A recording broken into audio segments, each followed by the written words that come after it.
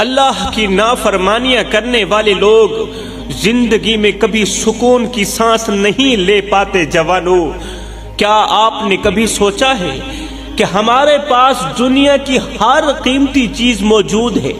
خوبصورت گھر، لگژری گاڑیاں، نیک اولاد اور وفادار بیوی، دنیا کی ہر قیمتی چیز موجود ہے، لیکن پھر بھی دل بے چین رہتا ہے، دل بے قرار رہتا ہے، سکون جیسے ہم سے نفرت کر کے بہت دور بھاگ گیا ہو۔ آخر ہمارا دل مطمئن کیوں نہیں ہوتا؟ ہماری راتوں کی نیند اور دن کا سکون کہاں کھو گیا ہے؟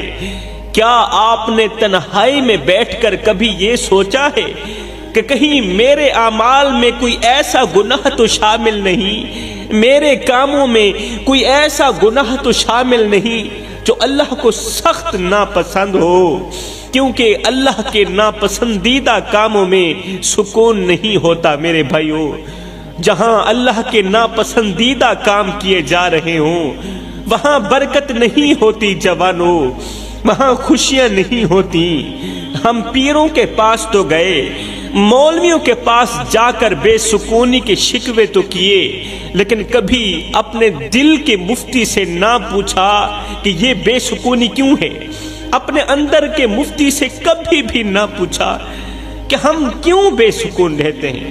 ہم نے دنیا کے ہر دروازے پر دستک دی، ہر اچھے برے دروازے پر دستک دی، لیکن اپنے رب کے دروازے پر سچے دل سے رجوع نہ کیا۔ یاد رکھو جوانوں، جب تک ہم اپنے گناہوں کو چھوڑ کر اللہ کی طرف نہیں لوٹیں گے سکون کبھی بھی نصیب نہیں ہوگا۔ اللہ تعالیٰ قرآن مجید میں فرماتا ہے، الا بذکر اللہ تطمئن القلوب، جان لو کہ دلوں کا سکون صرف اللہ کے ذکر میں ہے۔ کسی نے کہا خوبصورت گاڑی خرید لو تمہیں سکون ملے گا، ہم نے خوبصورت گاڑی خرید لی لیکن پھر بھی سکون نہ ملا۔ کسی نے مشورہ دیا خوبصورت گھر بنا لو تمہیں سکون نصیب ہوگا، ہم نے شاندار گھر بنا لیا لیکن دل کی بے چینی وہیں کی وہیں رہ گئی۔ پھر کسی نے کہا خوبصورت عورت سے شادی کر لو، خوبصورت لڑکی سے شادی کر لو تمہیں لذت اور سکون ملے گا، تمہارے دل کو راحت ملے گی، ہم نے یہ بھی کر لیا لیکن سکون کا احساس پھر بھی نہ ہوا۔ زمین کا چپا چپا چھان مارا، دنیا کی ہر عیش و عشرت کو آزما لیا لیکن دل کی بے سکونی نے پیچھا نہ چھوڑا۔ ایک دن ہم مسجد کے قریب سے گزر رہے تھے، مسجد کے اندر جانے کا خیال تو دل میں نہ آیا، ہم نے مسجد کے اندر جانا تو گوارا نہ کیا، لیکن مسجد کے اندر سے ایک مولوی صاحب کی آواز سنائی دی۔ مولوی صاحب کہہ رہے تھے، اے بے سکون لوگو، سکون ڈھونڈنے والو، سکون کے متلاشیو، سن لو، اللہ کا قرآن کہتا ہے، الا بذکر اللہ تطمئن القلوب، دلوں کا سکون تو فقط اللہ کے ذکر میں ہے میرے بھائیوں۔ جب تم اللہ کا ذکر کرو گے تو تمہارے دل کو سکون ملے گا، تمہارے دل کو راحت ملے گی، تمہارے دل کو اطمینان نصیب ہوگا۔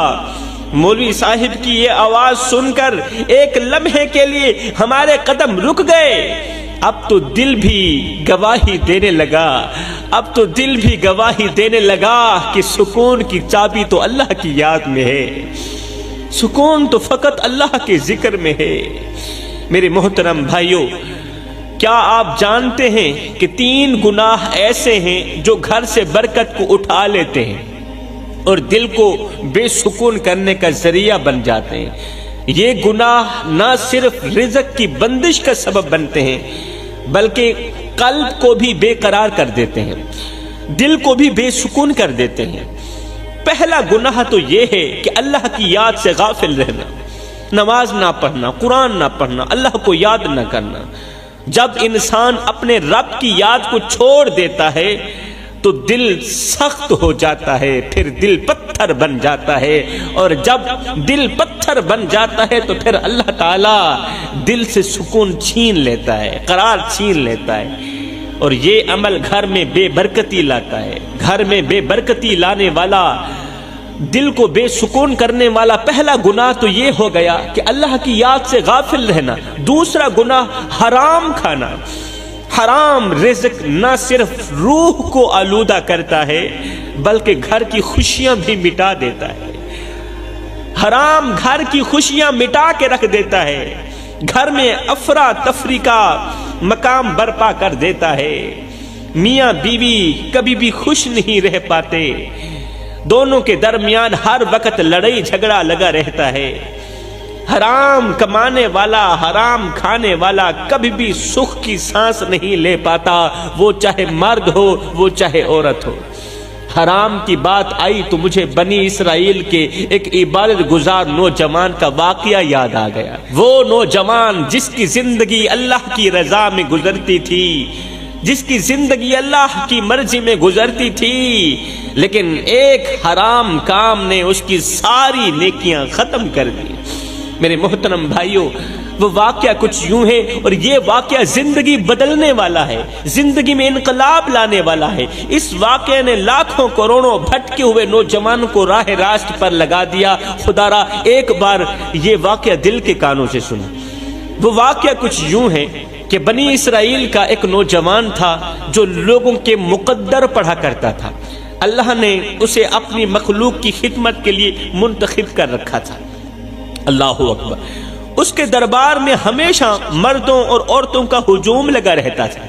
وہ بڑا ہی مشہور عبادت گزار تھا، نوجوان تھا۔ وہ دن رات آرام کیے بغیر، سوئے بغیر لوگوں کی خدمت میں مصروف رہتا تھا، بزی رہتا تھا۔ جو بھی اس نوجوان کے پاس آتا تو وہ نوجوان اس آنے والی کی پیشانی دیکھ کر اس کے ماضی اور مستقبل کے حال سے اسے آگاہ کر دیتا تھا، کیونکہ یہ نوجوان لوگوں کے مقدر پڑھا کرتا تھا۔ یہ عمل اس کے لیے کوئی مشکل نہیں تھا، کیونکہ اللہ نے اسے خاص نعمت سے نواز رکھا تھا، اور اللہ تعالیٰ جسے چاہے عطا کر دے، یہ کوئی بڑی بات نہیں۔ اللہ نے اس نوجوان کی پھونک میں ایسی تاثیر رکھی تھی، ایسی تاثیر رکھی تھی کہ جہاں اس کی پھونک پڑتی تھی، جہاں اس نوجوان کا دم پڑتا تھا، وہاں بیماری کا خاتمہ ہو جاتا تھا، وہاں بیماری کا کوئی نام و نشان باقی نہیں رہتا تھا۔ لوگ بیمار ہو کر آتے اور صحت یاب ہو کر یہاں سے لوٹتے تھے۔ یہ نوجوان اللہ کا پیارا تھا، اس کی عاجزی اور خدمت گزاری اس کی پہچان تھی۔ ایک دن اس کی بوڑھی ماں نے نوجوان بیٹے سے کہا، بیٹے کبھی کبھار آرام بھی کر لیا کرو، یہ جسم بھی اللہ کی امانت ہے، اس جسم کو بھی سکون کی ضرورت ہوتی ہے، اس جسم کا حق مت مارو، کبھی کبھار سو بھی لیا کرو۔ ماں کے بار بار اصرار کرنے پر وہ نوجوان سو گیا اور پوری رات سویا رہا۔ رات گزر گئی، لیکن جب صبح ہوئی تو اچانک نوجوان نے ایک زوردار چیخ ماری، زوردار چیخ ماری۔ ماں گھبرا کر دوڑتی ہوئی بیٹے کے پاس پہنچی، دیکھا کہ بیٹا سجدے میں گر کر زاروں قطار رو رہا ہے۔ بیٹے کا سر سجدے میں ہے اور بیٹا زاروں قطار رو رہا ہے۔ ماں نے کانپتے دل کے ساتھ بیٹے کے سر کو اٹھایا، پریشانی سے پوچھا، بیٹے کیا ہوا، کیوں رو رہے ہو، تم نے چیخ کیوں ماری ہے؟ نوجوان نے آنسوں کے ساتھ بھرائی ہوئی آواز میں کہا، ماں میں تجھے کیا بتاؤں، میں تجھے کیا بتاؤں، جب میں دن رات انسانیت کی خدمت میں مصروف رہتا تھا، رات کو سوتا نہیں تھا، دن رات اللہ کی مخلوق کی خدمت میں مصروف رہتا تھا، اور جب تھکن سے میں بے حال ہو جاتا تھا، جب تھکاوٹ کی وجہ سے میرے اندر سے ایک آہ نکلتی تھی، تو ادھر سے میرے اندر سے تھکاوٹ کی وجہ سے ایک آہ نکلتی، ادھر سے میرا اللہ کہتا، میرے بندے بتا تیرا کیا حال ہے، میرے بندے آج تو تھک نہیں گیا میری مخلوق کی خدمت کرتے کرتے؟ جیسے ہی میرے اندر سے آہ نکلتی، جب میں سوتا نہیں تھا، دن رات خدا تعالی کی مخلوق کی خدمت کرتا رہتا تھا، تھکاوٹ کی وجہ سے میرے اندر سے ایک آہ نکلتی تو ادھر سے آواز آتی، میرے بندے بتا تیرا کیا حال ہے، میرے بندے سنا تیرا کیا حال ہے؟ ماں وہ ایک جملہ کہ میرے بندے سنا تیرا کیا حال ہے، یہ جملہ میری تمام تھکاوٹ کو ختم کر دیتا تھا، میرے دل کو سکون آ جاتا تھا، اور میں پھر سے کام میں لگ جاتا تھا، پھر سے خدا تعالی کی مخلوق کی خدمت میں لگ جاتا تھا۔ لیکن ماں آج پوری رات میں سویا رہا، تیرے کہنے کی وجہ سے میں پوری رات سویا رہا۔ آج نہ تو کوئی تھکاوٹ ہوئی، نہ آہ نکلی، نہ میرا رب بولا، اور نہ ہی رب نے پوچھا کہ میرے بندے سنا تیرا کیا حال ہے۔ ماں وہ آواز سننے کے لیے میں ترس رہا ہوں۔ یہ کہتے ہوئے نوجوان کی آنکھوں سے آنسو رکنے کا نام نہیں لے رہے تھے۔ وقت گزرتا گیا، جوانوں وقت گزرتا گیا، اور عبادت گزار نوجوان کی زندگی میں ایک ایسا وقت بھی آیا کہ جب شیطان نے اس کے دل میں تکبر کا بیج بو دیا۔ شیطان نے عبادت گزار نوجوان کے دل میں تکبر کا بیج بو دیا۔ وہ نوجوان ایک دن بیٹھا بیٹھا سوچنے لگا کہ میں کتنا بڑا انسان ہوں، میری کتنی عزت ہے، کتنی عزت ہے میری۔ عورتیں اور مرد میرے دروازے پر چل کر آتے ہیں اور مجھے کسی کے دروازے پر جانے کی ضرورت نہیں پڑتی۔ میرے محترم بھائیوں، تکبر انسان کے دل کو اس طرح کھاتا ہے جیسے آگ لکڑیوں کو جلا کر خاک کر دیتی ہے۔ اب تکبر اس نوجوان کی نیکیوں کو آہستہ آہستہ ختم کرنے لگا۔ عبادت کا تکبر، عبادت کی میں، جیسے ہی میں اس نوجوان کے اندر آئی نا، تو نوجوان کی نیکیوں کو یہ تکبر آہستہ آہستہ ختم کرنے لگا۔ جو عاجزی کبھی اس کے کردار کا حصہ تھی، وہ عاجزی اب تکبر کی وجہ سے مٹنے لگی۔ اس کی نیکیاں جن پر وہ فخر کرتا تھا، آج وہ نیکیاں غرور کے سبب برباد ہونے لگی۔ اب تکبر نے اس نوجوان کی نیکیوں کو آہستہ آہستہ کھانا شروع کر دیا۔ ایک دن کا واقعہ ہے کہ ایک دن حسن کی ملکہ جیسی ایک شہزادی جو اپنے مقدر کا ستارہ غروب ہونے اور مستقبل کے بارے میں جاننے کے لیے بے چین تھی، وہ خوبصورت لڑکی اس نوجوان کے دربار میں حاضر ہوئی۔ اپنے مقدر کے بارے میں جاننے کے لیے اس نوجوان کے دربار میں ایک خوبصورت لڑکی حاضر ہوئی۔ وہ لڑکی انتہائی خوبصورت تھی، حسن کی ملکہ شہزادی تھی، اور اس کا چہرہ پردے میں لپٹا ہوا تھا، اس نے حجاب کیا ہوا تھا۔ وہ لڑکی اس اللہ والے نوجوان کے سامنے آ کر بیٹھ گئی۔ وہ اللہ والا جو اس وقت تکبر کی دلدل میں بری طرح پھنسا ہوا تھا۔ لڑکی نے سامنے بیٹھ کر کہا کہ میں اپنے مقدر کے بارے میں جاننا چاہتی ہوں۔ نوجوان نے لڑکی کو دیکھا اور کہا تمہارا مقدر پڑھنے کے لیے تمہیں تمہاری پیشانی سے کپڑا ہٹانا ہوگا۔ لڑکی نے جھجکتے ہوئے اپنی پیشانی سے کپڑا ہٹایا۔ جیسے ہی راہب نوجوان کی نظر اس لڑکی کی پیشانی پر پڑی تو وہ اس کے حسن کو دیکھتے ہی دنگ رہ گیا، حیران رہ گیا۔ ساتھ میں شیطان بیٹھا تھا۔ شیطان نے اس موقع سے فائدہ اٹھاتے ہوئے نوجوان کی آنکھوں پر غفلت کے پردے ڈال دیے۔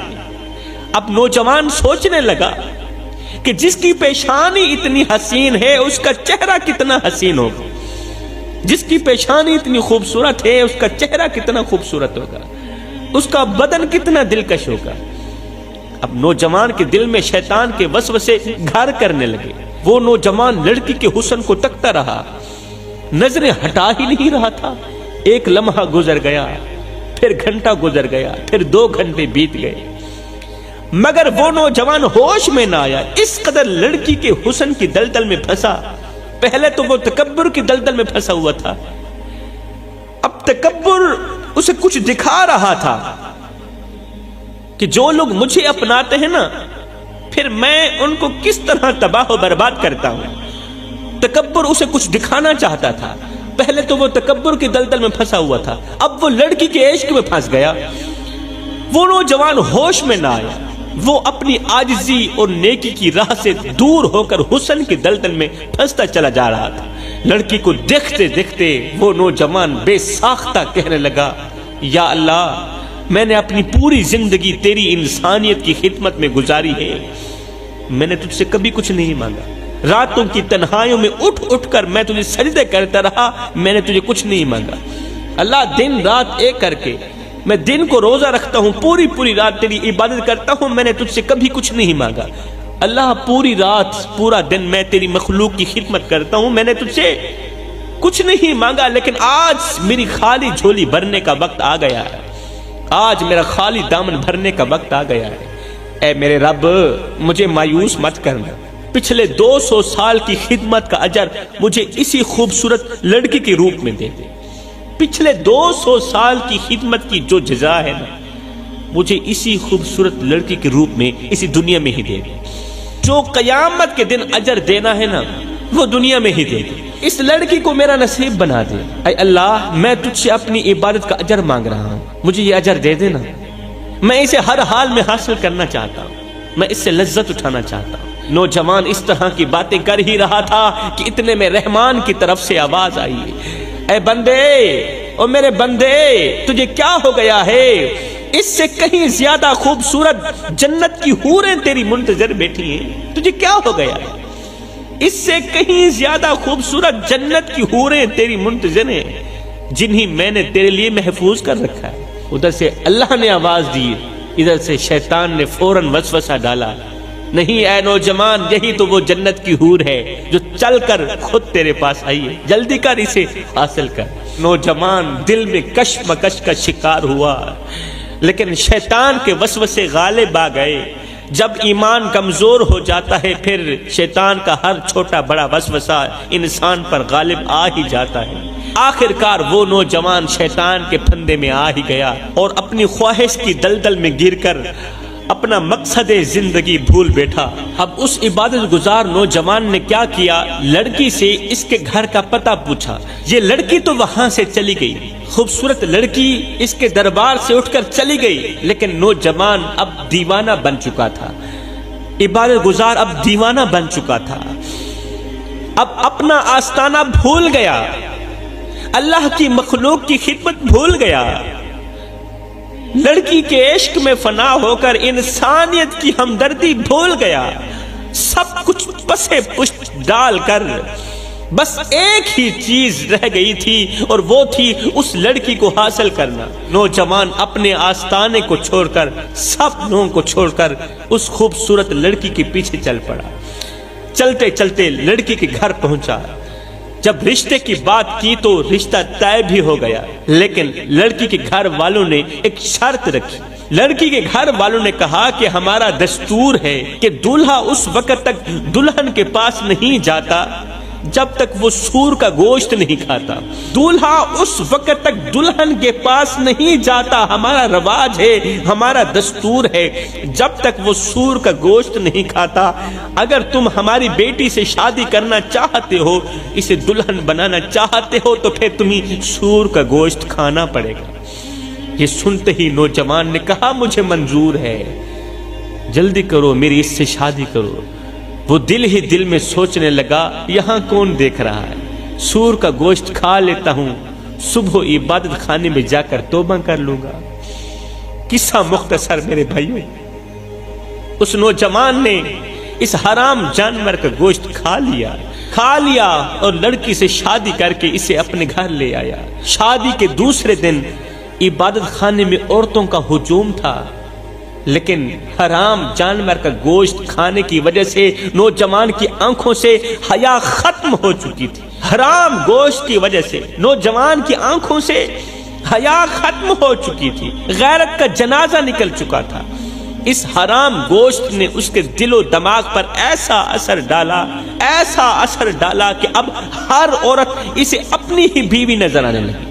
جب انسان شراب پیتا ہے نا، تو وہ بھی ماں اور بہن کے درمیان فرق نہیں کر پاتا، بہن اور بیٹی کے درمیان، بیوی اور بہن کے درمیان فرق نہیں کر پاتا۔ اس حرام گوشت نے اس کے دل و دماغ پر ایسا اثر چھوڑا کہ اب ہر ایک عورت اسے اپنی ہی بیوی نظر آنے لگی۔ یہاں پر میں آپ کو تھوڑا سا اس جانور کے بارے میں بتاتا ہوں کہ اس کا گوشت کیوں حرام ہے اور یہ گوشت اس قدر نقصان دہ کیوں ہے۔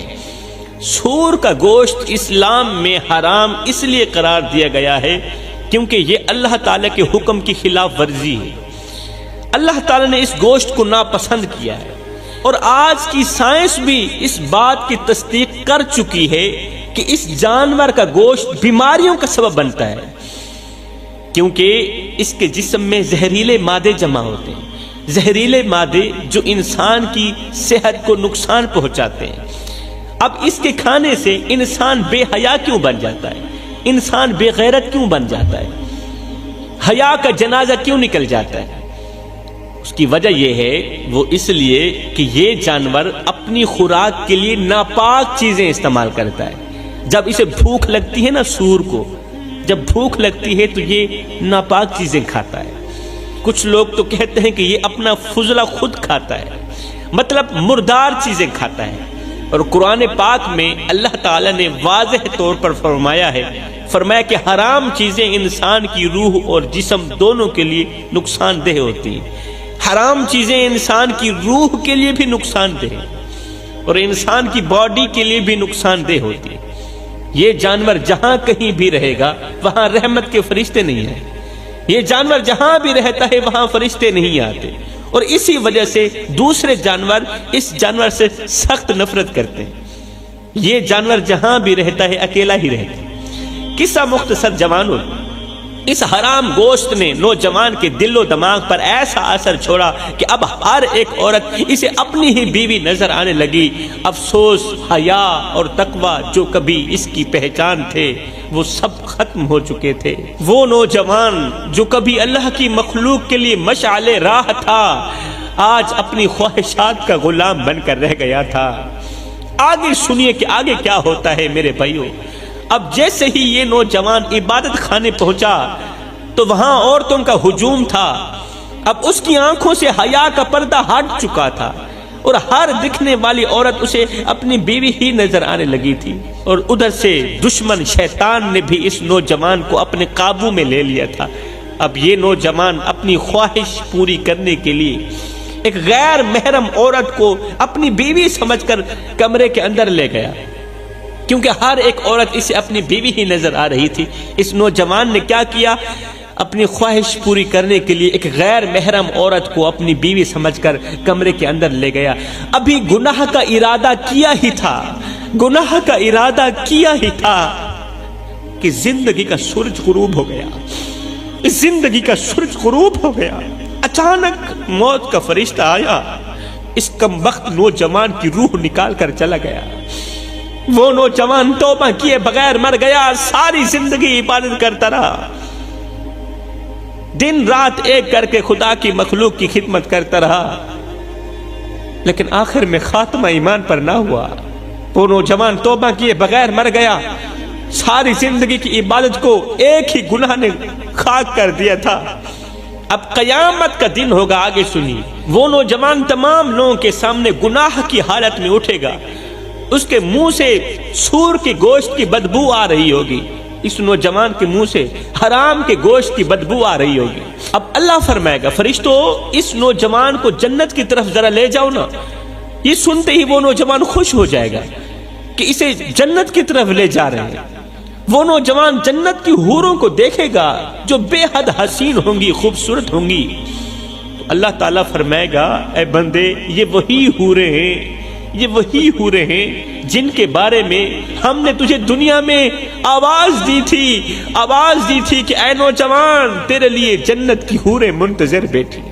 لیکن افسوس کہ تو شیطان کے ہتھے چڑھ گیا اور شیطان والی حور کو قبول کر بیٹھا۔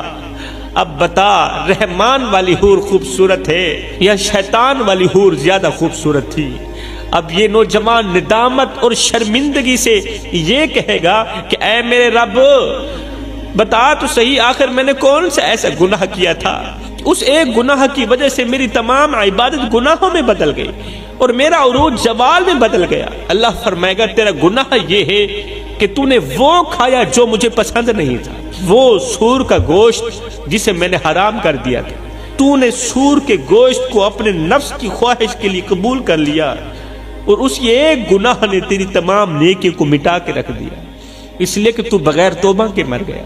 میرے محترم بھائیوں، میں آپ سے ایک سوال کرنا چاہتا ہوں، پوچھنا چاہتا ہوں، کیا آپ نے غور کیا کہ اس نوجوان نے صرف ایک ہی گناہ کیا تھا، صرف ایک بار حرام کھایا تھا، وہ بھی زندگی بھر کی عبادت کے بعد ایک بار حرام کھایا تھا، لیکن وہ ایک گناہ جو اللہ تعالیٰ کا سخت ناپسندیدہ تھا، اس کی تمام عبادات کو ضائع کر گیا۔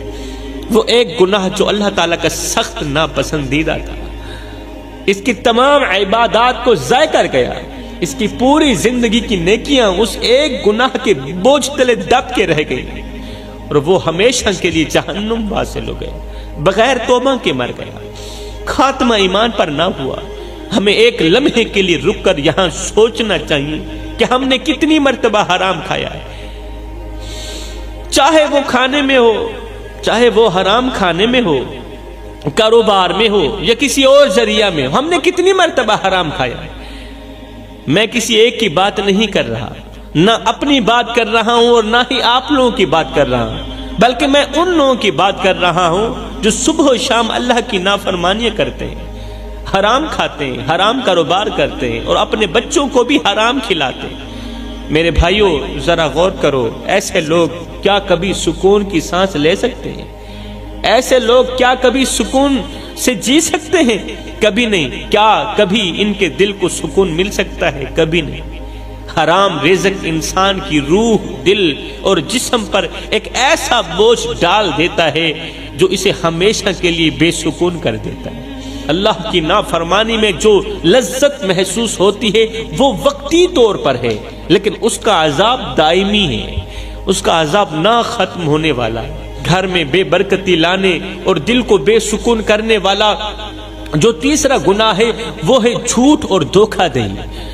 جب گھر میں جھوٹ کا بول بالا ہوگا، جب معاملات میں دھوکہ دہی شامل ہوگی اور جب زبان سچ کے بجائے جھوٹ بولنے کی عادی ہو جائے گی تو اس کا اثر نہ صرف دلوں پر ہوگا بلکہ رزق پر بھی ہوگا۔ اللہ اکبر، غور کیا نا؟ جب گھر میں جھوٹ کا بول بالا ہو، جب معاملات میں دھوکہ دہی شامل ہو اور جب زبان سچ کے بجائے جھوٹ بولنے کی عادی ہو جائے تو اس کا اثر نہ صرف دلوں پر ہوتا ہے بلکہ رزق پر بھی ہوتا ہے۔ جھوٹ اور دھوکہ انسان کی روح کو آلودہ کر دیتے، گندا کر دیتے، گھر کے سکون کو چھین لیتے ہیں یہ گناہ، اور اللہ کی رحمت کو دور کر دیتے ہیں یہ گناہ۔ میرے کریم نبی نے فرمایا جھوٹ تباہی کی طرف لے جاتا ہے، بربادی کی طرف لے جاتا ہے، اور تباہی انسان کو جہنم تک پہنچا دیتی ہے۔